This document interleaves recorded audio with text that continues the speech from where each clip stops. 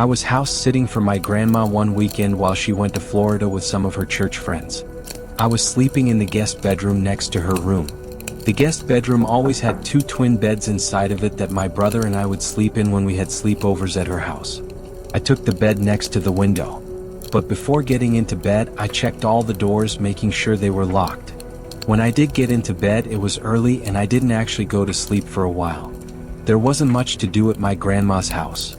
I was just on my phone for an hour or two watching videos, texting people, whatever. That's when I thought I could start hearing someone's voice outside. It sounded like a woman's voice saying hello. I left the bedroom and inched my way closer to the front door, moving slow because I was trying to listen. Hello. It was a woman's voice, just going hello like every 10 seconds. As I got closer to the front door, I realized that's where it seemed to be coming from. My grandma's door doesn't have a peephole, but the windows in her dining room gave a clear view of the front porch, so I went over to that window to attempt to get a view of who was out there. I tried peeking my head in between the plastic blinds without making it obvious. But I guess I didn't do a good job of that because when I looked, I did see a woman on my grandma's stoop, and she was looking right at me as if she knew I was going to be looking through those blinds. Once again, she said hello with some freakish smile on her face. This woman was older, but don't picture her as some innocent-looking, small old lady. She looked like she was maybe late 50s, early 60s, and something about her face just skeeved me out. I moved away from the window and thought, maybe it was one of my grandma's friends. It was midnight though, why would anyone come to the door this late? And why wouldn't she knock or ring the bell? Why was she just standing out there going hello over and over? I was genuinely unsettled. I just went back to the guest bedroom and shut the door. Now with the door shut as opposed to before, I couldn't hear that woman anymore. Maybe it was that or she just decided to leave. I started texting everyone about it. My sisters, my friends, telling them how bizarre it was. But a good amount of time passed in silence and I was starting to calm down. My sisters were telling me to call Grandma, but there was a 0% chance she was awake, and she barely ever even checked her cell phone anyway. Just like that, something broke the silence. A banging at the window. Not a knocking or tapping, banging. I felt that fierce pain in my chest area as my body entered that fight or flight mode. Shortly after the banging stopped, I heard that familiar voice say hello. With that boost of adrenaline, I guess I had the extra confidence to grab the blinds and push it up. There I was, face to face with this horrifying older lady with only a thin layer of glass between us. I screamed at her, smiling, gross face, I'm calling the cops. I pulled the blind back down and ran back outside to the living room. I looked around the house, then ran upstairs to box myself into the upstairs guest bedroom. I didn't want to actually call the cops, I don't know why. I wanted to just wait it out. I crawled into the bed in the upstairs guest bedroom and tucked myself under the covers. A couple hours later I was still awake and I finally only then went back downstairs to look outside each window. That freaky old lady seemed to be gone. The next morning I called my grandma and told her what happened. She started yelling into the phone, clearly panicking and distressed. She told me how a few days earlier she was being watched in the grocery store by some woman about 10 years younger than her who just kept smiling at her for no reason. I told her to calm down. I didn't entirely know whether to correlate the two or not, but when we eventually got off the phone with each other, I did have to give it a second thought. My grandma is 75 and she has lost a bit of her wits, so I do have to take some of the things she says with a grain of salt. But the way she yelled into the phone about the woman in the store really gave me the chills, and I still wonder if it could have been the same person. My name is Nicholas. I'm currently a freshman at Syracuse University, which doesn't exactly sit in the safest area. I just went through a breakup with my first girlfriend, so I started getting back into the online dating scene. I was using the app Hint when I found some blonde girl named Stephanie who I really connected with. She also went to Syracuse. We both liked to read, go to the movies. We even had the same sense of humor. I suggested we go on a movie date and she said she'd love to. She told me to meet her at some specific point near campus and she'd pick me up. So around 9 o'clock, I waited on some corner of a normal neighborhood block, waiting for Stephanie. She asked me to share my location with her, and so I did. A few minutes later I saw a car turn down the street and start approaching me. Then it stopped in front of me and the driver rolled down the window. It wasn't Stephanie though, but some old random guy. He asked what I was doing alone out here, which was insanely weird first of all. Then I said I was waiting for someone. He asked if I was waiting for Stephanie and I said yeah, how'd you know? He said he was Stephanie's father and told me to hop in so he could give me a ride to her. I took a good look at him and he looked a little old to be her father, to be honest. I'm no idiot when it comes to sketchy situations, so I said in a firm voice, "Why didn't you tell me you'd be picking me up?" He claimed he didn't trust a random guy meeting up with his daughter and wanted to meet me first. I took another good look at the man and didn't say anything. I simply started walking away in the opposite direction from where his car was facing. He started yelling, hey, sounding surprised that I was just walking away like that. But I've heard way too many kidnapping stories to know where they could potentially go. I heard the guy's car moving and I turned to make sure he wasn't doing a U-turn to follow me.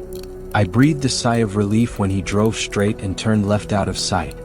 I continued walking down the block towards campus. I got to the corner of the block and was just about to make a turn when I noticed what I was pretty sure to be the same car the man was driving, just parked on the side of the road with the light shut off. I briefly tried looking into the window as I passed, but the glass was tinted. I tried not making it obvious that I was suspicious and continued walking.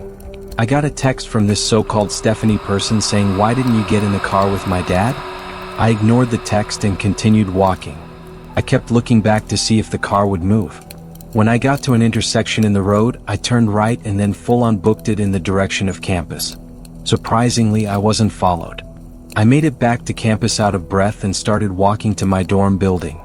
I felt like I heard footsteps following me though. I thought maybe I was being paranoid, but when I heard a piece of broken glass being kicked by someone's shoe, I knew I was being tailed. I made a point of ducking down behind a van and stopping to give me time to listen for where the footsteps were coming. They were a few cars away from me, but I remembered I never stopped sharing my location with Stephanie, or should I say that man. I saw him. It was that old man. He was approaching from between two cars across from me. He yelled something that I didn't fully understand, but it sounded like he said, "Come back and I'll take you to her." He had to be like 60-something. There's no way he would catch me if I sprinted. I lost him easily when I ran and made it back to my dorm room. My roommate wasn't there, so I had no one to talk to about it. But when I lay in my bed, I got another text from that man. And it was shocking. It said, "You're a little piece of fucking shit, you're really lucky you got away. I would have strangled your ugly ass." Still have the screenshot. I replied saying thanks for the threat. It's going straight to the police and I blocked his number. I still have the conversation saved as evidence and I plan on going to the police with it eventually. Hopefully they are able to do something about it. When I was 18, I had a side job as a part-time janitor at my high school over the summer. I would work sometimes days and sometimes nights, anywhere from 9 a.m. to 12 a.m. depending on how much money I needed. Oftentimes I would be left to lock up the building when the older janitors have left. This was a time before the high school had cameras installed in every single hallway. So one night, one of my superiors, Tom, had to leave early, meaning I'd be finishing up the rest of my shift alone and I'd be locking up for the night.